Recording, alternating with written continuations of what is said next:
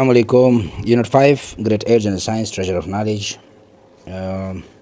बाकी जो last portion है वो आपके साथ शेयर कर रहे हैं। अच्छा, which of the following are the characteristics of non metals. तो नॉन मेटल्स की खसूसियात। नॉन डक्टाइल, मैंने बता दिया था कि डक्टाइल क्या होता है। Low melting and boiling point, बिल्कुल। एंड पुअर कंडक्टर, जिसमें बिजली पास ना हो सके। So all of these are the characteristics of non metals. Ductile आपको पता भी हैं, यानी जिसे तारे हम बना सकते हैं, तार बनाई जाती हैं, जो बिजली की तारें हैं, वायर्स हैं, तो उसको हम डक्टाइल कहते हैं। तो नॉन मेटल से हम कोई तार नहीं बना सकते, वो तोड़ते हैं नॉन मेटल्स को। अगर हम उसको खींचते हैं या हथौड़े से मारते हैं तो वो तोड़ते हैं, उससे शीट्स नहीं बनते हैं। अच्छा, 105 which of the following are या is not the characteristic of metal. इनमें से मेटल की खसूसियात कौन सी नहीं है? वो खसूसियात जो मेटल की नहीं है। तो कंडक्टर, मेटल तो कंडक्टर है। लो डेंसिटी, हाँ बिल्कुल। डक्टाइल, मेटल डक्टाइल भी है, both A and C. So low density.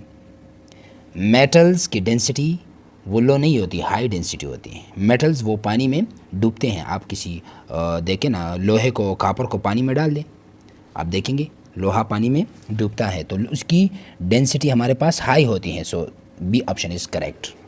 यहाँ पे ऑप्शन डी दिया हुआ है, गाइड में ये गलत है, ठीक है। अगर क्वेश्चन इस तरह होता कि which of the following are the characteristics of metal, इसमें नॉट नहीं होता तो फिर ये दोनों ठीक है, ए एंड सी। लेकिन यहाँ पे नॉट है तो low density is correct. Which of the following are the characteristics of non metals. अब नॉन मेटल की खसूसियात कौन सी है? पुअर कंडक्टर, हाँ बिल्कुल। लो डेंसिटी, बिल्कुल। Ductile, ductile the correct option is ductile. Ductile क्या है? जिससे हम तारे बना सके, शीट्स बना सके। तो नॉन मेटल से हम शीट्स नहीं बना सकते। So correct option is ductile. बाकी ठीक है। 107। अच्छा, when you beat a metal piece, जब आप किसी दांत के टुकड़े को मारते हैं हथौड़े या किसी और किसी भी चीज़ के ज़रिए से, इट फ्लैटन्स, वो हमार होता है, एंड बिकम्स थिनर, और वो थिन बन जाता है। What is this property? इस प्रॉपर्टी को हम क्या कहते हैं? इस प्रॉपर्टी को हम कहते हैं मेलिएबिलिटी। मेटल्स को आप मारे ज़ोर से, वो थिन होके, बिल्कुल थिन से थिन होके उससे शीट्स बन जाएंगी। तो अब इस प्रॉपर्टी को हम मेलिएबिलिटी कहते हैं। अच्छा, which of the following have high malleability? Iron, gold, coal, both A and B. बिल्कुल, कोल तो कोयला है, आयरन और गोल्ड की मेलिएबिलिटी ज़्यादा है। Correct option is A and B. When you beat a piece of coal with hammer, आप कोयले को हथौड़े से मारे, इट ब्रेक्स, वो टूट जाता है। Which property does the coal lack. अब आप बताएं कि कोयले में कौन सी प्रॉपर्टी नहीं है, मेलिएबिलिटी नहीं है। ओके, 110। अच्छा, you can bend metals wires into different shapes without breaking, this is because metals are, आप मेटल्स को उससे तारे बना सकते हैं, मुख्तलिफ़ शक्लों में उससे मुख्तलिफ़ चीज़ें बना सकते हैं। इस प्रॉपर्टी को हम, धात की इस प्रॉपर्टी को हम क्या कहते हैं? फ्लेक्सिबिलिटी कहते हैं या मेलिएबिलिटी कहते हैं। 111। Non metals do not bend, non metals bend नहीं होते। विच प्रॉपर्टी डज नॉट और डज नॉन मेटल्स लेक। आप बताएं कि नॉन मेटल्स में कौन सी प्रॉपर्टी नहीं है, फ्लेक्सिबिलिटी नहीं है। जितने भी नॉन मेटल्स है, ये मिसाल के तौर पर हमारे पास नॉन मेटल है, तो इसको मारे ये बेंड नहीं होगा, ये टूट जाएगा। 112। Mass per unit volume is called क्या? Density. Mass per volume, mass divide by volume is called density, इसको हम डेंसिटी कहते हैं। अच्छा, 113। When you place metals in water they sink in water, why. जब आप लोहे को या दांत को पानी में रखते हैं तो वो पानी में डूब जाते हैं। Because metals are denser than water, क्योंकि मेटल्स की डेंसिटी वो पानी से ज़्यादा है, इस वजह से वो पानी में डूबते हैं। जो चीज़ें पानी में नहीं डूबते, जिस तरह की लकड़ी या कोई और प्लास्टिक की चीज़ें जो पानी में नहीं डूबते, इसका मतलब है पानी की डेंसिटी लकड़ी या बाकी चीज़ों से ज़्यादा है, इस वजह से। या बर्फ़ देखें ना, बर्फ़ को आप पानी में रख लें तो बर्फ़ नहीं डूबेगी, क्योंकि बर्फ़ की डेंसिटी पानी से कम है। इस तरह जो भी चीज़ें नहीं डूबती वो उनकी डेंसिटी कम होती है, और जो चीज़ें पानी में डूबती हैं तो उनकी डेंसिटी पानी से ज़्यादा होती हैं। अच्छा जी, what is the density of water? 1 gram per centimetre cube. अब 1 ग्राम पर सेंटीमीटर क्यूब से जिन चीज़ों की डेंसिटी ज़्यादा होगी वो पानी में डूबेगी, और जिन चीज़ों की density 1 gram per centimetre cube से कम होगी वो पानी में तैरेगी, ठीक है। अच्छा, what is the density of copper? तो कापर की 8.96 ग्राम पर सेंटीमीटर क्यूब, ये 1 से ज़्यादा है, तो ये मेटल पानी में डूबेगा इजीली। क्योंकि इसकी डेंसिटी ज़्यादा है, ठीक है। अच्छा, which of the following have lower density than others, इनमें से सबसे कम डेंसिटी गैसेस की है, किसकी, gases. Next 117, metals have ability to allow heat to flow through it, what is this property, metals में हीट वो फ्लो कर सकता है, तो इस प्रॉपर्टी को हम कहते हैं थर्मल कंडक्टिविटी, यानी मेटल्स के अंदर, धात के अंदर हीट वो ट्रांसफ़र हो सकता है। मेटल कोई रॉड ले ले और उसका एक सिर्रा आग में रखे, दूसरा सिर्रा अपने हाथ में पकड़े, तो चंद सेकंड के बाद या विद इन फ्यू मिनट्स आप देखेंगे कि ये दूसरी साइड जो आपके हाथ में है मेटल का, ये भी आपको गर्म महसूस होगा, तो इसमें हीट वो कंडक्ट हो सकता है। Which of the following is the good conductor of heat, iron good conduct जिसमें आसानी से हीट गुजर सके, पास आउट हो सके, लोहा, कापर, वुड तो नहीं है, अलबत्ता ए एंड बी दोनों में हीट ट्रांसफ़र हो सकता है। Y wood is non conductor of heat, लकड़ी क्यों नॉन कंडक्टर है, इसमें हीट क्यों पास आउट नहीं होता, because it is non metal, क्योंकि ये नॉन मेटल है और नॉन मेटल में हीट और इलेक्ट्रिसिटी पास आउट नहीं हो सकता। 120, metals have ability to allow electricity through, what is this property, अब मेटल्स में बिजली भी गुजर सकती है, बिजली भी पास आउट हो सकती है। अब इस खासियत को हम क्या कहते हैं और किस वजह से है, इलेक्ट्रिकल कंडक्टिविटी, इसको हम कहते हैं electrical conductivity. Which of the following are the good conductor of electricity, बिजली के लिए गुड कंडक्टर क्या है, आयरन और copper, both A and B. अच्छा, why wood is non conductor of electricity, बिजली क्यों नॉन कंडक्टर है, सॉरी बिजली नहीं, लकड़ी में क्यों बिजली पास आउट नहीं होती, तो इस वजह से कि इट इज़ नॉन मेटल, वही बात है। 123, why metals are good conductor of heat, metal जो दात है ये इसमें हरारत क्यों इजीली पास आउट होता है, because they have free electrons, metals में फ्री इलेक्ट्रॉन्स होते हैं, जब भी फ्री इलेक्ट्रॉन्स उसको एनर्जी मिलती है तो ये फ्री इलेक्ट्रॉन्स एक दूसरे के साथ टच होकर ये एनर्जी आगे ट्रांसफ़र करती है। अच्छा, when electricity is pass through metals which of the following begins to flow, जब बिजली किसी मेटल से हम पास करते हैं तो किस चीज़ में हरकत आ जाती है, इलेक्ट्रॉन्स में, क्योंकि मेटल्स में फ्री इलेक्ट्रॉन्स मौजूद हैं, वो इलेक्ट्रॉन्स मूव करते जाते हैं जो मैंने बताया दिया यहाँ पे। विच of the following is good conductor of heat and is used in wires, कौन सा जो है हमारे पास गुड कंडक्टर है, बिजली ईजीली और तेज़ी से बग़ैर रेजिस्टेंट के फ़्लो करती हैं जो तारों में, तो कापर वायर्स, तांबे की तार है, हम कहते हैं ना ये मशीन ये कापर की बनी हुई है, इसमें कापर लगी हुई है, तो कापर में कोई रेजिस्टेंस नहीं होता इलेक्ट्रॉन्स का, और ये महंगा भी होता है, कोई मशीन अगर कापर की बनी हुई है तो मशीन महंगी होगी, ठीक है, as compared to aluminium and other metals. 126, why electrical cables are covered with plastic, ज़ाहिर बात है बिजली की तारों को हम प्लास्टिक से क्यों कवर करते हैं, क्योंकि वो जो है हमें शॉक ना दे या करंट ना दे, ठीक है, तो प्लास्टिक इज़ नॉन कंडक्टर, क्योंकि प्लास्टिक नॉन कंडक्टर है, उससे बिजली पास आउट नहीं हो सकती है, तो इस वजह से हम उसके ऊपर जो रबड़ के या प्लास्टिक के वो कवर लगाते हैं। बिजली की तारें आप देखें ना, उसके ऊपर वो प्लास्टिक और रबड़ सा बना हुआ होता है, उसके ऊपर कवर किया गया होता है, ये इस वजह से ताकि करंट ना लग सके, और ये रबड़ या प्लास्टिक की नॉन कंडक्टर है, इसमें बिजली पास आउट नहीं होती। Materials which do not pass electricity are called, वो मटेरियल जिससे बिजली पास आउट ना हो तो उन मटेरियल्स को हम कहते हैं इंसुलेटर। बहुत इजी बात है, 6-7 में भी हमने पढ़ लिया है, यानी नॉन मेटल्स, बुक, प्लास्टिक, ये सारी चीज़ें हमारे पास, कारपेट, वुड, इनमें बिजली पास नहीं होती, तो इन चीज़ों को हम इंसुलेटर कहते हैं।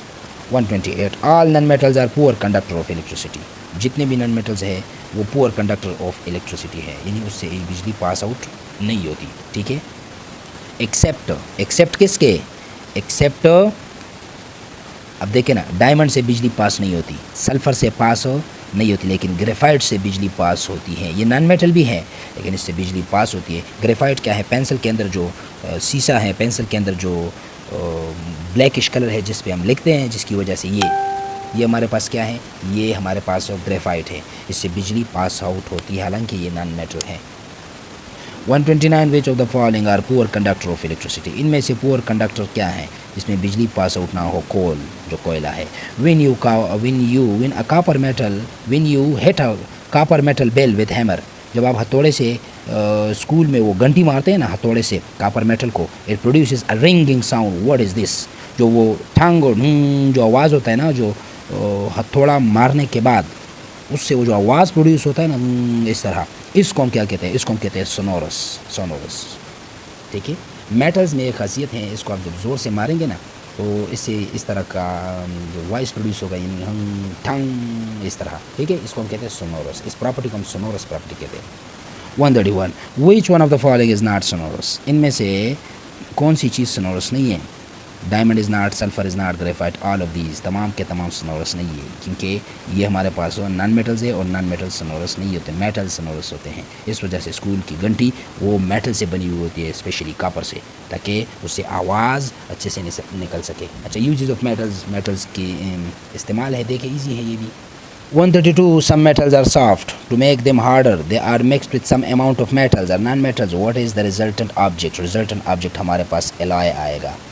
बाज़ मेटल्स ऐसे हैं जो एल्युमिनियम है, सिल्वर है, वो नरम दांत हैं, ठीक है, तो इसको सख्त बनाने के लिए क्या करते हैं, दूसरे मेटल से इसको मिलाते हैं, मिक्स करते हैं, एक कंपाउंड बना देते हैं, एक मिक्सचर बना देते हैं। तो अब इस मिक्सचर को जिसमें 2 या 3 मेटल्स कंबाइन किए गए हो, इसको हम कहते हैं एलॉय।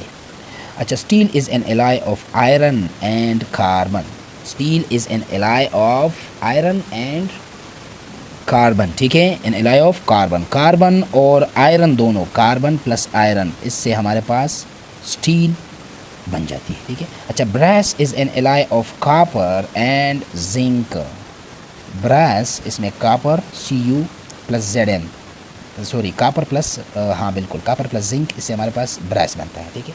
ये भी हमारे पास एक, इसको हम पुश्त में दिक्चुम कहते हैं, ठीक है, जो 2-3 मेटल्स मिले हुए होते हैं। तो स्टील हमारे पास आयरन और कार्बन, ब्रास हमारे पास कॉपर और जिंक। अच्छा, ब्रोंज क्या है? Bronze is an alloy of copper and tin, tin हमारे पास ये भी एक मेटल है। तो तीनों इम्पोर्टेंट है, स्टील आयरन और कार्बन से, ब्रास कॉपर और जिंक से, ब्रोंज कॉपर और टिन से, ठीक है। 136 अच्छा, why many parts and pens are made up of steel instead of pure iron, because pure iron is soft and flexible. बाज़ बर्तन या जो घरों में यूज़ होते हैं या इंजन में इस्तेमाल होते हैं, तो वो चीज़ें हम सीधी सारी आयरन से या कॉपर से नहीं बनाते, उसको हम एलॉय से बनाते हैं, क्योंकि उसकी मजबूती ज़्यादा होती है, सॉफ्ट एंड फ्लेक्सिबल होती है या आयरन। तो ये जो चीज़ हम यूज़ करते हैं क्या कहते हैं, एलॉय, ये मजबूत होता है, ठीक है। अच्छा, why steel is use to make kettles and frying pan, steel को हम क्यों यूज़ करते हैं घरों में, किचन के जो क्या है हमारे पास सामान है, किचन के जो टूल्स है, केटल्स है, केतली हैं या फ्राइंग पैन्स है जिसमें हम खाना पकाते हैं, ये सारी चीज़ें हम क्यों स्टील के यूज़ करते हैं? क्योंकि steel has high melting and boiling point और and it does not corrode, इस पर जंग नहीं लगता और बॉइलिंग मेल्टिंग पॉइंट इसकी ज़्यादा होती है, इस वजह से हम स्टील यूज़ करते हैं और आयरन यूज़ नहीं करते। अब आयरन वो ले ले, आयरन से बनी हुई कोई भी चीज़ किचन में आप यूज़ करें, चंद दिनों में वो जंग हो जाएगा, उसके ऊपर जंग लग जाएगी, ठीक है, तो वो हम यूज़ नहीं करते, स्टील या सिल्वर के हम यूज़ करते हैं, ठीक है। 138 which of the following are used in jewellery, ज़ेवरात में हम क्या चीज़ यूज़ करते हैं? Both A and B, silver and gold, आपको पता है, सिंपल बात है, चांदी और सोना। Why gold and silver are used in jewellery? It is because they are shiny, ductile, malleable, all of these, क्योंकि वो शाइनी भी होते हैं, डक्टाइल भी होते हैं, शीट्स उससे बनाए जाते हैं और मेलिएबल भी होते हैं, ठीक है। तारे मुख्तलिफ़ किस्म के बेंडिंग वो सारी उसमें होती है आसानी से, तो इस वजह से हम चांदी और सोने को ज़ेवरात में यूज़ करते हैं। Which of the following metal is mixed with gold to make them suitable for making jewellery, कौन सी चीज़ गोल्ड के साथ मिलाई जाती है और फिर उसको गोल्ड में उसके टांके और सारा कुछ वो लगाया जाता है? तो इसमें हमारे पास कॉपर है, कॉपर इज़ यूज्ड या मिक्स्ड विद गोल्ड। अच्छा, 141 why the frames and rims of bicycles are made of aluminium, आपने देखा है ना, बाईसाइकिल या मोटरसाइकिल के जो रिम होते हैं ना, टायर के साथ जो रिम होता है वो एल्यूमिनियम से बनाया जाता है, क्योंकि इट इज़ लाइट, वो हल्का भी होता है, and it is strong metal, और वो स्ट्रॉन्ग भी होता है, उसकी मजबूती भी ज़्यादा होती है और वो हल्के भी होते हैं। Which of the following alloy can withstand high temperature and resist corrosion, जो कोरोजन से बचा सके और हाई टेम्परेचर बर्दाश्त करे, वो कौन सा एलॉय है? एलॉय क्या है? 2 मेटल्स की मिक्सचर को हम कहते हैं एलॉय। तो इनमें हमारे पास कॉपर एंड जिंक है, correct option is copper and zinc. अच्छा, 143 which of the following alloy is use to make aeroplanes, solar panels and other aerospace technology, जहाज़ों, सोलर पैनल्स और स्पेस शटल, स्पेस शिप्स, और इन चीज़ों में कौन सी जो है कौन सा धात यूज़ होता है, ठीक है। तो हमारे पास हैं alloy of aluminium, magnesium and zirconium, ये हमारे पास यूज़ होते हैं। Next 144 which of the following group contains alkali metal. Simple बात है, group 1A contain alkali metal. Exercise की क्वेश्चन है, which of the following element is not an alkali metal. इनमें से अल्कली मेटल कौन सा नहीं है? मैग्नीशियम नहीं है, क्योंकि मैग्नीशियम हमारे पास अल्कलाइन और मेटल का हिस्सा है, बेरिलियम, मैग्नीशियम, स्ट्रांशियम, फ्रांसियम सारे। An element has 3 electrons in its outermost shell, in which group of periodic table it is likely to be find. एक एलिमेंट में आउटरमोस्ट शेल में 3 इलेक्ट्रॉन्स हैं, तो ये किस ग्रुप का एलिमेंट है? सिंपल बात है, ग्रुप 3। ठीक है, अगर 4 इलेक्ट्रॉन है आउटर मोशन में तो ग्रुप 4, अगर 1 इलेक्ट्रॉन है ग्रुप 1, अगर 8 इलेक्ट्रॉन है ग्रुप 8। ठीक है, which of the following is metalloid. इनमें मेटालाइड कौन सा है? गोल्ड तो नहीं है, सल्फर नॉन मेटल है, आयरन मेटल है, silicon, silicon is metalloid. Lithium, अच्छा 148, lithium is in the same group as sodium. Sodium, potassium, हाँ लिथियम इसके ऊपर, हाइड्रोजन, सोडियम, लिथियम, ये सारे ग्रुप 1 एलिमेंट्स है, अल्कली मेटल्स हैं। 149 which of the following is halogen. इनमें हैलोजन कौन सा है? मैग्नीशियम तो नहीं है, सोडियम भी नहीं है, हीलियम भी नहीं, fluorine, chlorine, bromine, iodine and astatine, ये सारे हमारे पास हैलोजन्स हैं, ग्रुप 7 फैमिली एलिमेंट्स, इनको हम हैलोजन्स कहते हैं। How many elements are present in the first period. First period में कितने एलिमेंट्स हैं? ज़ाहिर बात है 2 एलिमेंट्स, एक हाइड्रोजन और यहाँ पे second one helium. How many electrons are present in the outer most shell of elements present in group 3। Group 3 के आउटर मोस्ट शेल में, ग्रुप 3 एलिमेंट्स के आउटर मोस्ट शेल में कितने इलेक्ट्रॉन्स हैं? 3 इलेक्ट्रॉन्स हैं। जिस ग्रुप में जो भी एलिमेंट होगा उसके आउटर मोस्ट शेल में उतने ही इलेक्ट्रॉन्स होंगे। विच of the following group contains noble gases. इनमें से किस ग्रुप में नोबल गैसेस हैं? ज़ाहिर बात है ग्रुप 8A एलिमेंट्स, इनको हम नोबल गैसेस कहते हैं। हेलोजन्स के बाद जो ग्रुप आता है right side of the periodic table पे, period number of neon atomic number is 10 is, atomic number 10 है, period number of neon, neon किस पीरियड में आता है? तो सेकंड पीरियड में आता है।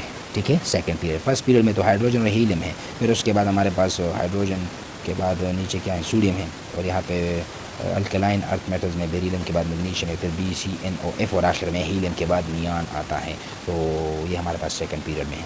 नेक्स्ट वीडियो में आपके साथ chemical reactions and bonding unit number 6, उसकी वीडियोज़ आपके, उसकी जो MCQs है वो आपके सामने रखेंगे। और टाइम मेरे पास नहीं होता, जितना मेरे पास टाइम होगा वो मैं आप लोगों को दूंगा। बाकी मुझे भी एहसास है, लेकिन टाइम का मसला होता है। आज भी मेरा जो है वहाँ पे पेपर है, वो स्कूल ड्यूटी भी हैं, तो मसरूफियत ज़्यादा है। और बाकी मैं दिलो जान से कोशिश करूँगा कि आपके साथ बेहतरीन वीडियोज़ और बहुत कंसेप्चुअल बातें आपके सामने रखूँ ताकि आपको फ़ायदा हो। यही मेरी कोशिश होगी। बाकी आप दुआएँ करें और जितना मुझसे हो सकेगा वो आपके सामने होगा। Thank you very much.